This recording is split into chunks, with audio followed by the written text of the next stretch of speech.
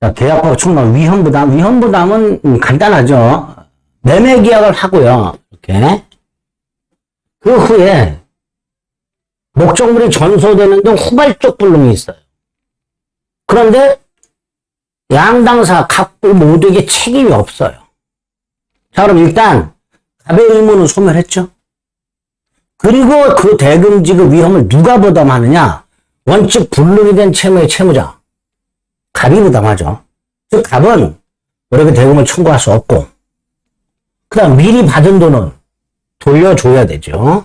이게 채무자 위험 부담이죠. 이게 원칙입니다. 그 정도 확인하시면 돼요. 다만 이제 채권자가 위험을 부담하는 경우가 있죠. 건물이 의뢰 귀책 사유로 전소가 되거나 의뢰 귀책 사유로 불능이 되거나 채권자 귀책 사유, 채권자 지체 중 양당사자의 귀책 사유 없이 불능이 된 경우, 이때는 을이 부담하기 때문에 갑은 대금 청구할 수 있고, 다만 갑은 별도의 이득이 있다면 그 이득은 을에게 상환해야 되고, 그게 위험 부담이죠. 자, 34번 제3자를 위한 계약. 자, 낙약자, 요약자가 있는데요. 요약자가 낙약자에게 제3자에게 이행할 것을 요구하는 거죠. 을이 갑에게 물건을 팔면서 돈을 병에게 지급하라고 요구를 하고요, 을이. 갑이 이걸 수락을 하게 되면 갑과 을 사이에는 제3자 병을 위한 계약이 체결되는 거죠. 이때 갑은 병에게 대금을 지급해야 되니까 낙약자가 채무자가 되는 겁니다. 이렇게 제3자 병을 수익자로 한 제3자를 위한 계약을 체결했고 병을 수익에서 표시했을 때 이 제3자는 계약 당시에 반드시 특정되어 있거나 현존해 있을 필요가 없죠. 그래서 퇴하를 위한 또는 설립 중 법인을 위한 제3자를 위한 계약도 성립하게 됩니다. 35. 제3자를 위한 계약은 제3자가 직접 권리를 취득하게 돼요. 그런 제3자 약관, 제3자 병이 직접 권리를 취득하는 특약, 이걸 제3자 약관이라고 하게 되는데요. 단, 제3자를 위한 계약은 제3자가 권리를 취득하는 것뿐만 아니라 제3자가 낙약자에 대해서 부담하고 있는 채무를 면제하는 거, 이것도 제3자를 위한 계약으로 유효하다라는 게 판례입니다. 원래 제3자를 위한 계약은 제3자가 권리를 취득하는 건데, 예외, 제3자가 의무를 면제받는 거, 채무를 면제받는 거, 이것도 제3자를 위한 계약에 준하여 유효하다. 또 주택분양보증계약처럼 아파트를 분양한 분양회사가 분양보증회사와 아파트를 분양받은 자, 수분양자를 위하여 조건부 제3자를 위한 계약을 합니다. 내가 부도가 나면 네가 분양 의무를 이행해라. 아파트 분양회사가 부도가 나는 것을 조건으로 제3자를 위한 계약을 체결하게 됩니다. 그때 이 제3자는 분양보증회사에 대해서 권리만 취득하는 게 아니라 잔금 납부 등 대금 납부 의무까지도 부담하게 되죠. 그래서 제3자가 의무를 부담하는 것을 전제로 권리를 취득하게 할 수도 있게 됩니다. 주택 분양보증계약이 바로 이렇게 조건부로 할 수 있는 거고요. 의무를 부담하는 것을 전제로 채권도 취득하게 되면 권리를 취득하게 됩니다.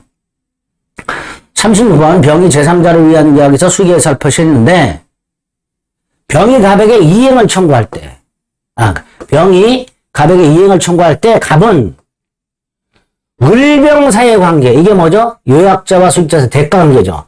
대가관계는 제3자를 위한 계약에 아무런 영향을 안 준다 그랬죠. 그러니까 갑은 병이 갑에게 돈 내놔 대금을 청구했을 때 을병사의 관계를 기초로 여기에 뭔가 문제가 생겼을 때 대항할 수가 없습니다.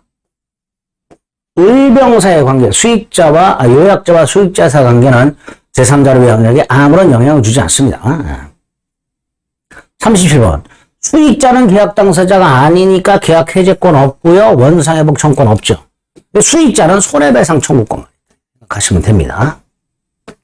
그래서 제3자를 위한 계약에서 낙약자와 요약자 사이에 그 제3자를 위한 계약이 해제되었을 때 원상회복 의무라든가 이런 건 요약자와 낙약자 사이에 이루어져야 되니까 낙약자가 설령 제3자에게 이행한 것이 있다 하더라도 그 제3자를 상대로 돌려달라.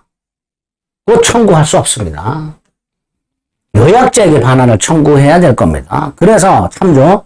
갑이 자기 주택을 을에게 팔면서 대금은 을이 병에게 지급하기로 했다. 그럼 이제 갑이 요약자고요. 이번에는 을이 낙약자이면서 채무자인데 을이 병에게 대금을 지급했는데 계약이 무효가 됐어요.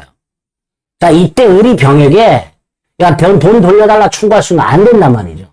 원상회복과 부당이득은 요약자와 낙약자 사이에 이루어져야 되기 때문에 제3자에게 부당이득 반환이나 원상회복을 청구할 수가 없습니다. 39번 제3자를 위한 계약이 채무 불이행을 이유로 해제가 되었을 때 제3자는 뭐 할 수 있을까? 낙약자에게 손해배상을 청구할 수 있다가 되겠죠. 제3자를 위한 계약이 낙약자의 채무 불이행으로 해제되었을 때 제3자는 낙약자에게 뭐 할 수 있다? 손해배상 청구할 수 있다. 자, 40번 해제와 관련된 건데 해제와 구별해야 될 게 합의 해제가 있죠. 해제는 단독행위고 합의 해제는 청약과 승낙에 의한 계약이죠. 계약. 기존의 계약을 해제하기로 하는 계약이죠. 계약이든 단독행위든 법률행위는 명시적으로 할 수도 있고 묵시적으로 할 수도 있죠. 합의 해제는 단독행위가 아니라 뭐라고요? 계약이죠. 해제는 단독행위, 합의 해제는 계약. 따라서 합의 해제에는 해제 규정이 적용되지 않기 때문에 합의 해제는 이자를 가산할 의무가 없고요. 합의 해제는 손해배상 청구할 수 없고요. 해제는 이자 가산해야 되고 돈 돌려줄 때 손해배상 청구할 수 있지만 합의 해제는 이자 가산 의무 없고 손해배상 청구 못한다. 그 다음에 계약을 합의 해제해서 소멸시켰어. 그거를 부활시킬 수 있는가? 얼마든지 할 수 있다. 부활시키는 약정할 수 있다. 42번은 가볍게 듣고 넘어가세요. 갑이 매도인, 을이 매수인, 매수인이 잔금 짓기를 연장을 요청했어요. 그랬더니 매도인이 알았다, 연장해 주되 이렇게 했어요. 단 연장된 날짜에 돈을 주지 않으면 계약은 자동 해지된다. 이렇게 통지를 했어요. 근데 을이 그 날짜에 잔금을 지급하지 못했어요. 그럼 계약은 자동 해지됐죠. 다만 자동 해제되려면 잔금 지급일 날 갑이 을에게 이행 또는 이행 제공을 함으로써 을의 잔금 미지급이 이행 지체가 돼야 되겠죠.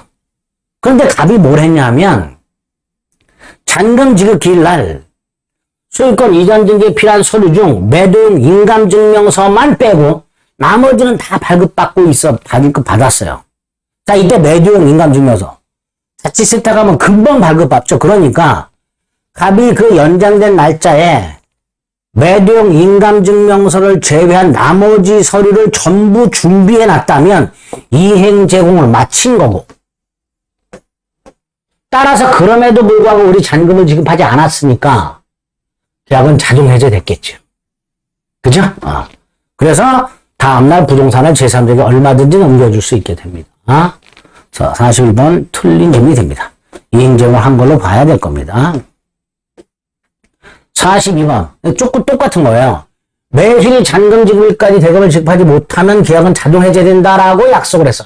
수익권 약관이에요. 그런데 매수인이 잔금 지급일날 잔금을 지급하지 않아. 그럼 바로 해제되느냐? 아니죠. 좀 전에 본 것처럼 매수인의 잔금 지급과 매도인의 수익권 이전이 동생관계니까 잔금 지급일날 매도인이 소유권 이전에 대한 이행 제공을 하고, 그럼에도 매수인이 잔금을 지급하지 않아서 그 잔금 미지급이 이행 지체가 되어야 자동 해제가 된단 말이죠. 그러니까 특별한 사정이 없는 한 매수인이 대금을 지급하지 아니한 채 그 기한을 도과했다는 사정만으로는 자동 해제가 아니죠. 자동 해제되려면 매도인이 이행 제공을 하고 잔금 지급일날, 그럼에도 불구하고 매수인이 대금을 지급하지 못해서 이 대금 미지급이 이행 지체가 되어야 자동 해제된 것으로 볼 수 있다. 이렇게 됩니다. 42번 틀렸고요. 43번은 당사자 일방이 미리 자신의 채무를 이행하지 아니할 의사를 표명했다. 이걸 뭐라 그래요? 이행 거절이죠. 이행 거절이라면 상대방은 이행이나 이행 최고 없이 계약을 해제할 권리가 생기죠. 다만 계약을 해제하기 전에 채무자가 이행 거절 의사를 적법하게 철회를 해버리면 이 해제권을 소멸합니다. 따라서 마찬가지다가 아니고요. 최고 후 해제할 수 있다라고 해야 됩니다. 43번은 X고요. 44번 부수역 채무 불이행을 이유로 계약을 해지 못하죠. 당사자가 매매 계약을 하면서 다운 계약서를 쓰기로 했어요. 다운 계약서를 써줄 의무는 부수역 채무에 불과합니다. 따라서 다운 계약서를 써주지 않는다 하더라도 계약을 해지할 수는 없게 됩니다. 부수역 채무 불이행을 이유로 해제권이 생기지 않습니다. 45번은 키워드로 기억하세요. 가압류가 있죠. 이게 이행불능이냐. 예를 들어서 갑이 이렇게 부동산을 팔았는데 그 부동산이 갑의 채권에서 가압류가 되어 있더라. 그럼 이행불능이냐? 아닙니다. 플러스 갑이 무자력까지 되어야 이행불능이 됩니다. 단순히 가압류란 말이 나와 있고 이행불능이란 말이 나와 있으면 무자력을 꼭 찾아보셔야 돼요. 자력이 없다는 거. 근데 45번은 가압류만 되어 있지 채무자에게 무자력이란 말이 없죠. 그러니까 이행불능이 아닙니다. 화면에 참조. 가압류되어 있죠. 역시 마찬가지입니다. 무자력을 찾아봐요. 없죠. 그러니까 해제할 수 없다가 되는 거예요. 가압류가 되어 있고 매도인이 가압류를 해제할 만한 자력이 없는 경우, 이게 무자력이죠. 재산이 없는 경우, 요거까지 되어야 이행불능이 되고요. 그걸 이유로 해제할 수 있다가 됩니다. 이행불능이란 표현이 나왔는데 가압류가 보이면 하나를 더 찾자. 자력이 없는 경우까지 찾자. 그래야 이행불능이다. 단순히 가압류가 돼 있다. 이것만으로 이행불능이 아니다. 46번은 토지거래 허가구역에서 봤죠. 토지거래 허가 신청 절차 협력 의무는 계약상 의무가 아니니까 이걸 불이행했다 하더라도 채무 불이행이 아니므로 매매계약을 해제할 수는 없다. 이렇게 되겠죠. 자, 47번 해제권의 불가분성이라는 게 있죠. 뭐죠? 해제권자가 2명 이상 있다. 전원이 행사하라. 상대방이 2명 이상 있다. 전원에게 행사하라. 이게 행사의 불가분성이고요. 1인의 해제권이 소멸하면 전원이 소멸하죠. 이때의 불가분성은 임의 규정입니다. 47번 갑이 을과 계약을 한 상태에서 갑이 사망을 했는데 병정이 상속받았다. 을이 대금을 지급하지 않는데 해제권은 병정에게 기속되죠. 전원이 행사해야 되죠. 따라 상정인들 전원이 해제 의사를 표시해야 됩니다. 다만 동시에 할 필요는 없습니다. 동시에란 건 아니죠. 갑이 해제 먼저 하고 그럼 일단 계약은 해제되지 않은 상태에서 정이 해제하면 그때 해제가 된다 이런 뜻이고요. 동시에 하라는 건 아니라는 거. 그래서 공유부동산 매매에 있어서 일부 공유자가 자신의 집을 해서 먼저 계약을 해제할 수 있죠. 갑을이 공유하던 땅을 병한테 팔았는데 병이 대금을 지급한다. 갑이 자신의 집을 해서 해제할 수 있죠. 다만 계약은 해제되지 않은 상태에서 며칠 있다 을이 해제가 되면 해제가 되는 거죠. 을이 동시에 되는 건 아니니까 일부 공유자가 일단 자신의 집을 해서 해제를 할 수는 있습니다. 해제 의사 표시는 할 수 있다라는 거. 48번 계약이 해제됐을 때 매도인의 대금 반환 의무와 매수인의 등기 말소 의무는 원상회복 의무니까 동생관계죠. 그죠? 이때 소유권 이전 등기가 말소될 때까지 동시에 항변권이 있으니까 이자 가산할 필요가 없다의 문제가 생기냐? 아닙니다. 을이 금전을 돌려줄 때 이자 붙이는 것은 금전 반환 의무 지체에 따르는 지연 배상이 아니라 부당이득 반환 의무예요. 따라서 동생관계라 하더라도 이 법정이자는 가산해야 되죠. 법정 해제권 행사의 경우에 매도인이 수령한 돈을 돌려줄 때 그 돈을 받은 때부터 이자를 붙이라고 되는데 이자는 법정이자입니다. 이때 이 이자는요. 금전 반환 의무 지체에 따르는 지연 배상이 아니에요. 그러니까 금전 반환과 목적물 반환이 동생관계라 하더라도 법정이자는 부과가 되는 거죠. 그죠? 이게 만약에 지연 배상이라면 동생관계 있을 때는 연체자가 붙지 않지만 이 받은 날부터 이자를 가산하라는 거 548조 1항 단서 548조 2항 요거는 지연 배상이 아니란 말이죠. 따라서 동생관계에 있는지 여부와 상관없이 지치 상태인지 여부 상관없이 받은 날부터 법정이자로 가산하라 이렇게 되겠죠. 그 다음에 49번은 548조 1항 단서에 의하면 좀 전에 받은 날부터 이자 가산하라는 건 548조 2항이고요. 1항 단서에는 계약이 해제되더라도 제3자는 보호가 되죠. 이때 제3자는 계약이 해제되기 전에는 선악불문하고 보호되고 해제 후에는 선의만 보호되는데 플러스 등기까지 갖춰야 돼요. 그러니까 계약이 해제되면 소멸하는 채권, 아파트 분양계약이 해제되면 분양권은 소멸해버리는 채권에 불과합니다. 그러니까 이걸 양수한 사람은 분양계약이 해제됐을 때 보호받는 제3자가 아니죠. 또 갑이 우리에게 아파트를 분양했는데 우리 소유권을 취득하기 전에 갑부터 열세를 받아가지고 즉 점유를 넘겨받아가지고 병에게 임대차 계약을 한 경우에 갑을 간의 분양계약이 해제되었을 때 이 병은 보호됩니다. 따라서 갑은 임대인지를 승계하게 되겠죠. 결국 요 갑 분양자에 대해서 임차인은 임차권으로 대항할 수 있다가 됩니다. 보호된다. 또 갑이 을에게 부동산을 팔아가지고 을의 이름으로 등기가 되어 있는데 을의 채권자가 가압류해버렸어요. 부동산을 가압류 집행했다는 건 가압류 등기가 되었다는 거예요. 그 다음에 갑을 간의 계약이 해제됐을 때 당연히 보호가 되겠죠.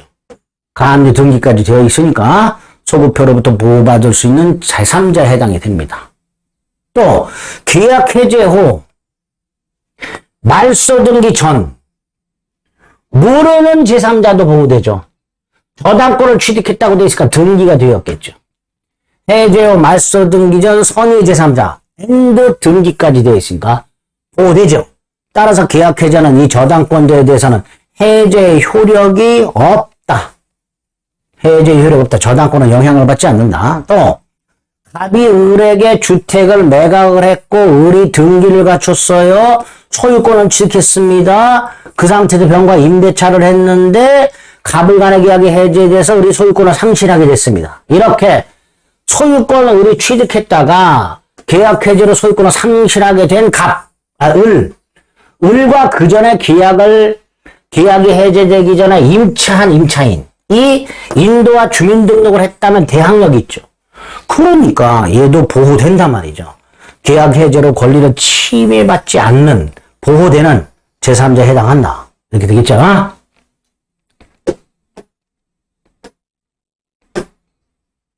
54번 미등기 무허가 건물 있죠. 자, 무허가 건물 무허가 관리대장이 있을 텐데요.